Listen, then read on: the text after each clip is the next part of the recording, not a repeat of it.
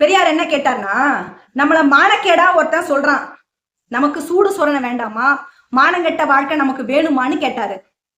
தன் வாழ்நாள் முழுவதும் இந்த மக்களை மானமுள்ள ஒரு மனித சமூகமா மாத்தணும்னு நினைச்சாரு, அதுக்காக உழைச்சாரு, அதுக்காக பேசினாரு, கிளர்ச்சி செய்தார். அது மட்டும் இல்லாம உலகமெல்லாம் வந்து விஞ்ஞானத்துல வளர்ந்து வருது, அறிவியல் ரீதியா வளர்ந்து வருது. இவன் இன்னமும் பாலாபிஷேகம் பண்றான், கும்பாபிஷேகம் நடத்திக்கிட்டு இருக்கான், கீழ் சாதின்னு சொல்றானே, சூத்திரன்னு சொல்லிட்டு இழிவுபடுத்துறானே அப்படின்னு ஒரு தார்மீக கோபம் அவரிடத்துல எப்போதும் இருந்தது.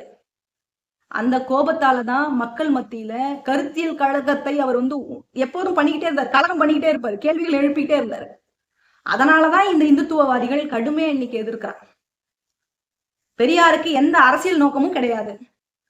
பதவிக்காக போராடினாரா, அமைச்சராகணும்னு போராடினாரா, இல்ல காசு பணம் சம்பாதிக்கலாம்னு நினைச்சாரா? அவரே பெரிய பணக்காரரு. அவருடைய நோக்கம் எல்லாம் இந்த சமுதாயத்தை திருத்தி மனித சமூகத்தை பண்புள்ள சமூகமா மாத்தணுங்கிறது தான் அவருடைய லட்சியம், நோக்கம்.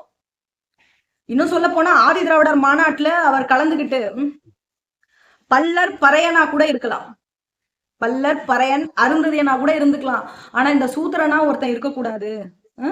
பல்லர் பறையன் அருந்ததின்னு கூட சொன்னா கூட அவனுக்கு ஒரு அப்பா அம்மான்னு இருப்பாங்க. இந்த சூத்திரன்னு சொன்னா அவனுக்கு அப்பா அம்மான்றவங்களே கிடையாது, நீ வேசி மகளுக்கு பிறந்தவன் அப்படின்னு மாநாடுகள்ல போய் பேசுறாரு. யாருடைய மாநாடுகள்? ஆதி திராவிடர்கள் சேர்ந்து நடத்தினா அந்த மாநாட்டுல இந்த கருத்துக்களை முன்வைக்கிறார். அப்படி அவர் பேச வேண்டிய அவசியமே இல்லையே, ஏன் பேசினாரு?